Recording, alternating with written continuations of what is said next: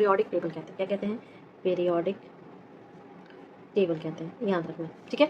Okay, तो हम जानते हैं एटम्स, मॉलिक्यूल्स, एलिमेंट्स, कंपाउंड्स, और ये सारे अरेंजमेंट किए जाते हैं। जितने भी एलिमेंट्स हैं ये एक टेबल के फॉर्मेट में अरेंज होते हैं, जिसे हम लोग पीरियोडिक टेबल कहते हैं, ठीक है। ये बहुत इंपॉर्टेंट चैप्टर है केमिस्ट्री का। Now what I am trying to say you कि अगर ये साइड जो है, ये साइड पूरा आपका एल्कलाइन अर्थ मेटल का होता है, ये साइड आपका पूरा नॉन मेटल का होता है। यहाँ पर आपके ट्रांजिशन मेटल्स होते हैं, यहाँ पर एफ ब्लॉक होता है, ठीक है, यहाँ पर एफ ब्लॉक होता है, और यहाँ पे आपको रेडियो एक्टिव मिलेंगे, एक्सटेंसिव एलिमेंट्स मिलेंगे, क्लियर है। So this is a very broadly distribution, but इसके भीतर भी हम लोग लगातार डिस्ट्रीब्यूट करते रहेंगे। मिस, तो सबसे पहला जो हम लोग स्टडी करेंगे वो है आपका alkali metal group, the alkali metal group. Short notes बनते जाएंगे, तो आज का आज ही बनाना, ठीक है। एल्कलाई मेटल ग्रुप में जो आता है वो आपका लिथियम, सोडियम, पोटेशियम, जो आपके सबसे इंपॉर्टेंट है। मतलब हम लोग इसमें ट्रेड की बात करेंगे। सबसे पहले आप जानो कि ट्रेड यानी कि जब आप सिमिलर केमिकल प्रॉपर्टीज को देखोगे एलिमेंट्स के among, elements having similar chemical properties among each other, ठीक है। तो मैं इसका नोट्स प्रोवाइड करवा दूंगी, बट अभी सिर्फ और सिर्फ आपको देखना है, ठीक है। और ये सारा ब्रॉडली मैं ट्रेड्स, ये आपके सारे के सारे एग्जाम में हेल्पफुल करेगा, ठीक है। अब अगर मैं एल्कलाई मेटल का ट्रेड देखूँ, ठीक है, तो एल्कलाई मेटल का जो ट्रेड देखूँ तो एलिमेंट्स ऑफ द ट्रेड एक तरफ हो जाएगा बेटा, ठीक है। इनका सिम्बॉल क्या होगा, और साथ ही साथ इनके एटॉमिक मासेस क्या है, एटॉमिक मास क्या है, ठीक है। तो सबसे पहले हम लिथियम लेंगे, लिथियम, सोडियम, पोटेशियम, याद रखना, लिथियम, सोडियम, पोटेशियम, ठीक है। लिथियम, सोडियम, पोटेशियम, सिंबल क्या है, एक का Li होता है, लिथियम का Li, सोडियम का Na और पोटेशियम का K होता है। लिथियम का एटॉमिक मास 7 होता है, सोडियम का एटॉमिक मास 23 होता है, पोटेशियम का एटॉमिक मास 39। ये आपको फॉर्मूला डिराइव करने में हेल्पफुल करेगा। तो ये क्या था आपका एल्कलाई अर्थ मेटल, यानी कि जब हम इस पीरियोडिक टेबल के ब्लॉक में देंगे तो देखो यहाँ पर ये चीज़ जो है ना 2 पार्ट्स में डिवाइड होती है। ये आपका एल्कलाई मेटल होता है, ठीक है, और ये क्या होता है नेक्स्ट वाला जो अभी हम देखेंगे एल्कलाइन अर्थ मेटल, ठीक है, एल्कलाइन अर्थ मेटल। तो दूसरा वाला क्या हो जाएगा, एल्कलाइन अर्थ मेटल। जब हम एल्कलाइन अर्थ मेटल की बात करेंगे तो इसमें क्या हो जाएगा, आपके जो ट्रेड्स के हैं वो कैल्शियम, स्ट्रोंशियम और बेरियम होते हैं।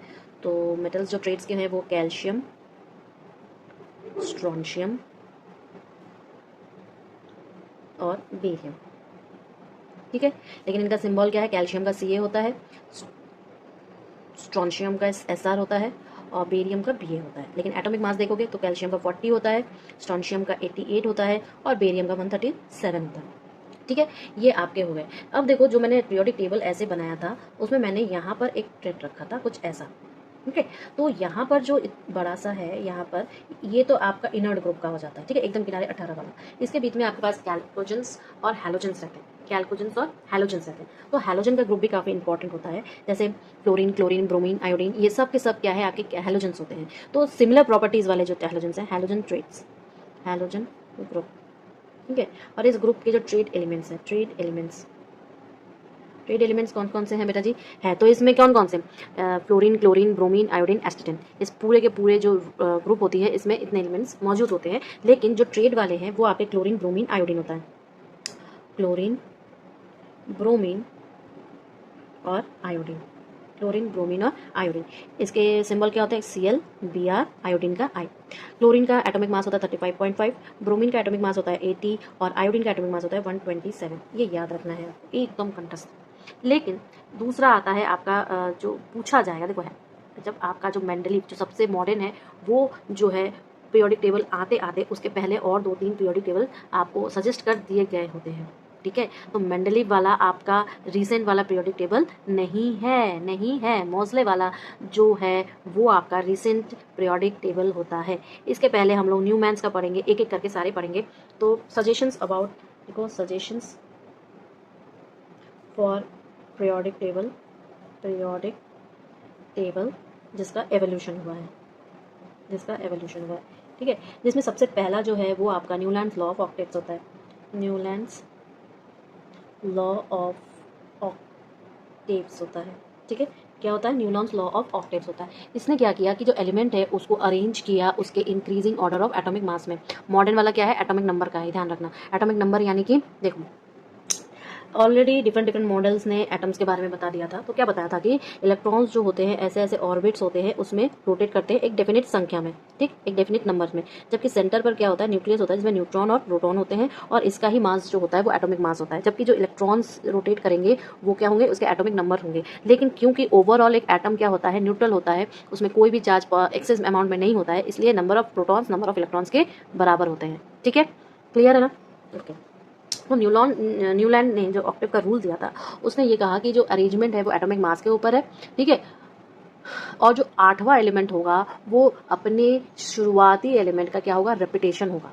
समझ, उसकी जो प्रॉपर्टी होगी 8वें नंबर वाली, वो अपने पहले नंबर वाली की रेपिटेशन होगा। ठीक है, इसलिए उसने इसको ऑक्टेट क्या कहते हैं, 8, जैसे कि आपके जो म्यूजिक होते हैं उसके ऑक्टेव्स कहते हैं ना, 8वें नोट को ऑक्टेव्स कहते हैं। इस वजह से इसने इसका नाम क्या दिया कि लॉ ऑफ ऑक्टेव्स दिया। तो मैं इसका एक डेफिनेशन लिख देती हूँ जो बाद में आपको हेल्प करेगा। उसने क्या किया कि एलिमेंट्स को अरेंज किया। तो ये लॉ क्या कहता है ये मैं पहले लिखूंगी कि when elements are arranged in the order of increasing atomic masses, the properties of the eighth element, ठीक है, starting from the given element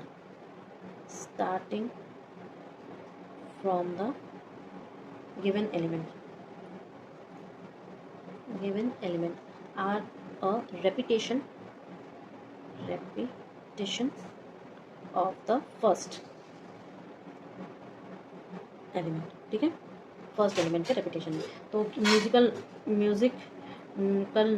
8 note होता है, तो इस वजह से ऑक्टेव नाम दिया, ऑक्टेव। ठीक है, इस वजह से इसका नाम ऑक्टेव था। लेकिन सबसे इंपॉर्टेंट क्या है, मैं एग्जांपल्स बताऊंगी। एग्जांपल्स के तौर पे देखो, जैसे कि lithium, beryllium, boron, carbon, nitrogen, oxygen, fluorine. ठीक है, अब दूसरे अगर मैं ऑक्टेव तैयार करूँ तो क्या हो जाएगा, sodium, magnesium, aluminium, silicon, phosphorus, sulphur, chlorine, potassium, calcium. ये जो आपका दिया हुआ है ये क्या है, 8 एलिमेंट्स का है। तो उसने बोला कि 8वें से वो रिपीट टेलीकास्ट करेगा। क्लियर है? ऐसे बीच में बहुत सारे आए, लेकिन इसके बाद जो सबसे इंपॉर्टेंट वाला बंदा था वो था आपका मेंडलीव्स क्लासिफिकेशन ऑफ एलिमेंट्स। ये आपसे पूछता भी है सब्जेक्टिव में भी, और इसके ऐसे ऑब्जेक्टिव के बहुत सारे क्वेश्चंस बना के पूछता है। तो मेंडलीव्स क्लासिफिकेशन ऑफ एलिमेंट्स। ठीक है, मेंडलीव्स क्लासिफिकेशन ऑफ एलिमेंट्स। ये क्या कह रहा है कि जो पीरियोडिक टेबल की जो प्रॉपर्टीज होती है वो क्या है, उसके एटॉमिक मासेस पर है। ये भी गलत है, ये भी गलत है। तो मैं ये लॉ बता देती हूँ कि जो लॉ है इसका, ये क्या कहता है कि the properties of elements are a periodic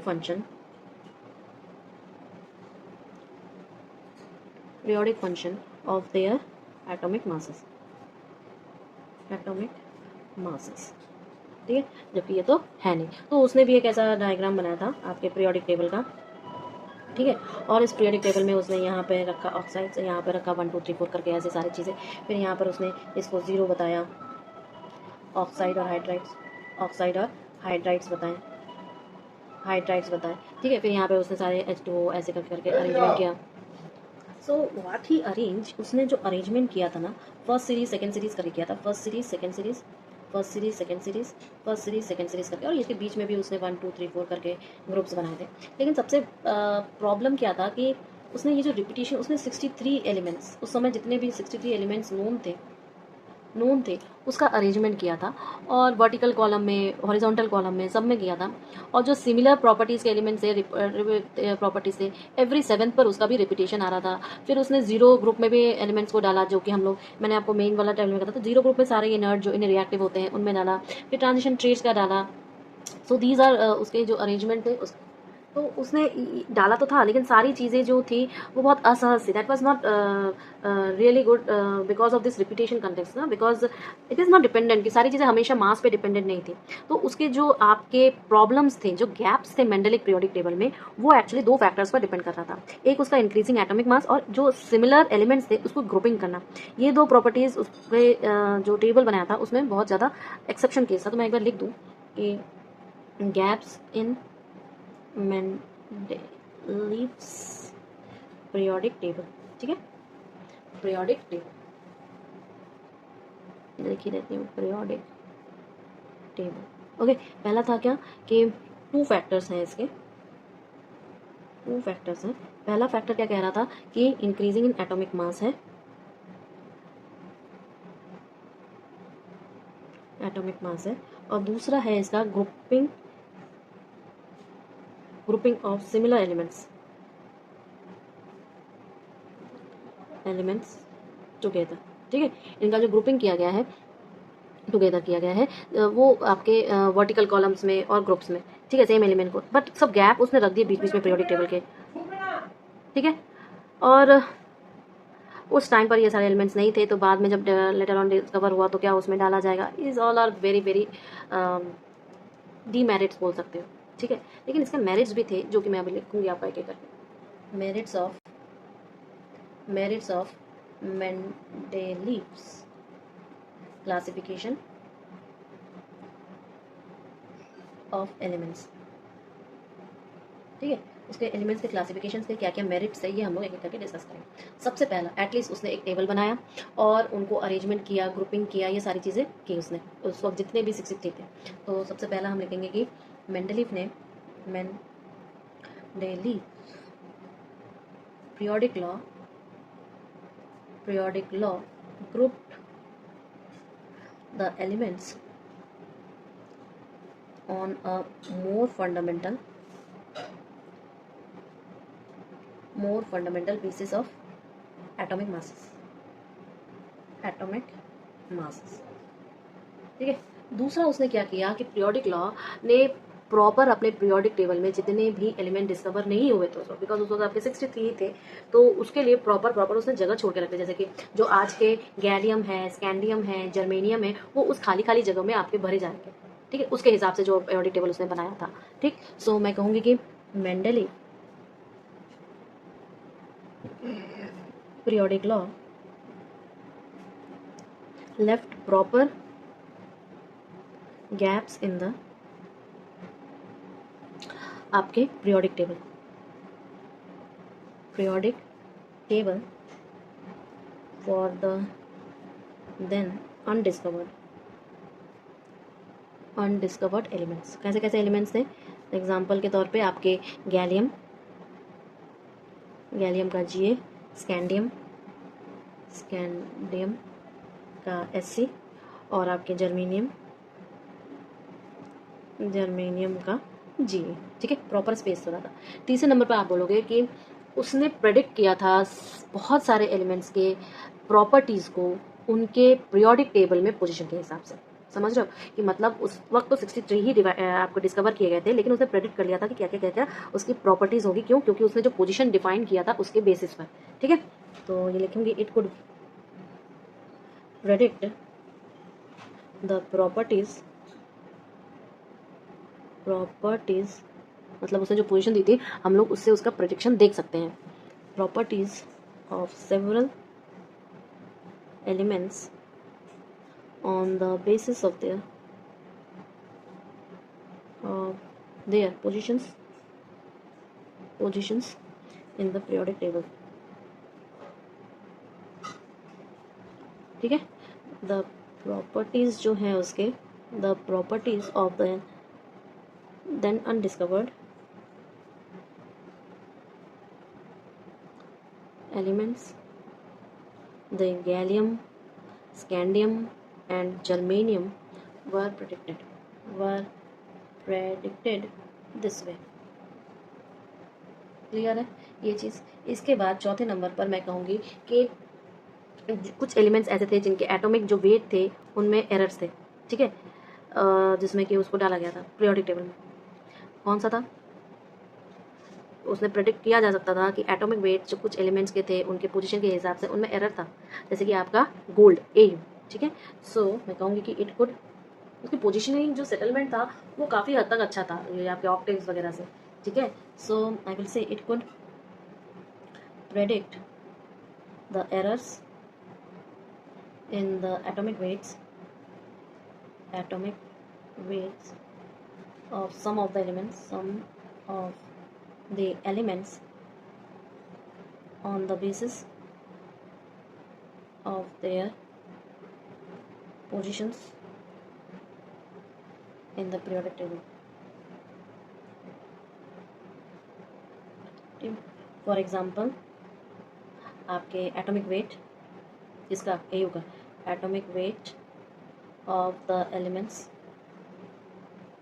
weights of the like gold का क्या है सिंबल AU, ठीक है। अब देखो हम पढ़ेंगे एबनॉर्मलिटीज़ क्या थी, एनॉर्मलिटीज़ क्या थी उसकी आइसोटोप्स की पोजीशन के ऊपर, ठीक है। और कुछ एलिमेंट्स की जो उसने ऑर्डर बताए थे उनका एटॉमिक मास के का जो ऑर्डर था उससे गलत था, उसको एक्सप्लेन करने में असहज थे वो, ठीक है। तो मैं बता दूं आपको कि एनॉर्मलीज of Mendeleev's classification of elements, ठीक है। क्या एनॉर्मलीज होंगी बेटा जी? पहले देखो, सबसे पहले तो भाई आइसोटोप्स को एक्सप्लेन नहीं किया गया, तो the position of isotopes would not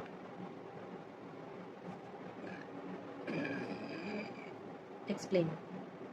isotopes क्या है? एटॉमिक नंबर सेम होता है बट एटॉमिक मास डिफरेंट होता है, इसी को तो हम लोग आइसोटोप्स कहते हैं। और कुछ रॉन्ग एटॉमिक मासेस का wrong order of atomic masses of some elements could not be explained, ठीक है। कुछ एलिमेंट्स के एटॉमिक ऑर्डर एक्सप्लेन नहीं कर पाए, ऐसी सिचुएशन है। इस वजह से इतने सारे होने की वजह से हमारा क्या आया? मॉडर्न पीरियोडिक लॉ आया। क्या आया? मॉडर्न पीरियोडिक लॉ आया। अब ये किसने किया था? एच.सी. मोसले ने। तो इसके जो निर्माण करता है वो S.C.J. मोसले, ये ध्यान रखना, ठीक है। और ये एक्सरे पर एक्सपेक्टर पर वर्क की, ये सारी चीज़ें अलग है, लेकिन ये लॉ स्टेट क्या करता है? तो दिस लॉ स्टेट्स एक्चुअली आपका जो जितने भी प्रॉपर्टीज एलिमेंट के हैं वो periodic function of their atomic number है, ना कि एटॉमिक मास। अब तक सबने क्या किया है? अब तक सबने एटॉमिक मास को तवज्जो दिया, जबकि इंपॉर्टेंट क्या है? एटॉमिक नंबर है। So the properties of elements are periodic function of their atomic numbers। Clear है? किसके हैं? एटॉमिक नंबर्स के हैं। रिलेशन से आए नॉमेनक्लेचर डिराइव हुआ, वो भी हम लोग डिस्कस करेंगे, ठीक है। तो इसने जो भी आपका पीरियड बनाया उसको मैं बता दूं, अगर देखो ये रफली है, मैं डायग्राम पोस्ट करवा दूंगी ऐसे, ठीक है। उसने इस टाइप का पीरियड बनाया, लेकिन इसमें भी एक एक्स्ट्रा था, ठीक है। और ये आपका हीलियम है, ठीक। और इधर जो एक एक्स्ट्रा है वो आपका हाइड्रोजन है, ये ध्यान रखना, क्लियर। तो इधर के दो जो हैं वो आपके लाइट मेटल्स होते हैं, इधर के आपके जो हैं ये आपके नॉन मेटल्स होते हैं, ठीक है। और ये तो आपका जीरो वाला है ही, जो आपके इनर्ट गैस है। लेकिन जो बीच वाले होते हैं बेटा जी, वो आपके ट्रांजिशन मेटल्स होते हैं, हेवी मेटल्स को, हेवी या ट्रांजिशन मेटल्स याद रखना। ये कलरिंग जो मेटल्स होते हैं ना, जैसे क्रोमियम हो गया, मैंगनीज हो गए, ये सब आपके कलरिंग मेटल्स हैं, ठीक है। तो इसने ऐसे करते करते करते करते आपको कितने पीरियड्स दिए? यहाँ से लेके आपके पास यहाँ तक 7 पीरियड्स होते हैं। क्या होता है? 7 पीरियड। पहला पीरियड, दूसरा पीरियड, तीसरा, चौथा, पाँचवा, छठवां, सातवां, 7 पीरियड्स होते हैं। लेकिन सब में क्या होती है? ग्रुपिंग होती है, ऐसे ऐसे ऐसे ऐसे करके सब में एक ग्रुपिंग होती है, ठीक है। तो ये आपका फर्स्ट ग्रुप हो गया, ये आपका दूसरा ग्रुप हो गया, ठीक है। ये आपका तीसरा ग्रुप हो गया, चौथा ग्रुप हो गया, यहाँ पे पांचवा, छठा, सातवां, आठवां, नौवां, 10वां ग्रुप हो गया। जबकि इसके भीतर जो होती है ना, ये आपकी ट्रांजिशन मेटल्स की ग्रुपिंग होती है। जैसे कि आप देखोगे 3B, 4B, 5B, 6B, 7B, ये सब ऐसे ग्रुपिंग्स होती रहती हैं आपकी। लेकिन लेकिन नीचे उसने 2 सीरीज़ बनाई, ये मेरे पास जगह नहीं है, मैं बता दूंगी। नीचे उसने 2 ऐसे ग्रुपिंग बनाई। इसमें उसने बोला कि एक लैंथनाइट की सीरीज़ होगी, एक एक्टिनाइट की सीरीज़ होगी, ठीक है। तो अच्छा, ये जो आपने सुपर कंडक्टर्स सुने होंगे वो यहाँ से निकलते हैं, ठीक है, कुछ यहाँ से भी निकलते हैं, यहाँ से आपके रेडियो एक्टिव्स भी निकलते हैं, तो बहुत कुछ निकलता है नीचे वाले से। इनको हम लोग F ब्लॉक्स कहते हैं। तो लैंथेनाइट, अगर आप अभी से इन सब चीज़ों को याद करेंगे तो आपको 11 12 में बिल्कुल भी दिक्कत नहीं होगी, क्योंकि है ही ये फाउंडेशन कोर्स 9 का, तो आपको IIT JEE नीट क्लियर करने टाइम भी दिक्कत नहीं होगी। एक्टिनाइट सीरीज, क्लियर है, एक्टिनाइट्स की ये सीरीज है, ओके।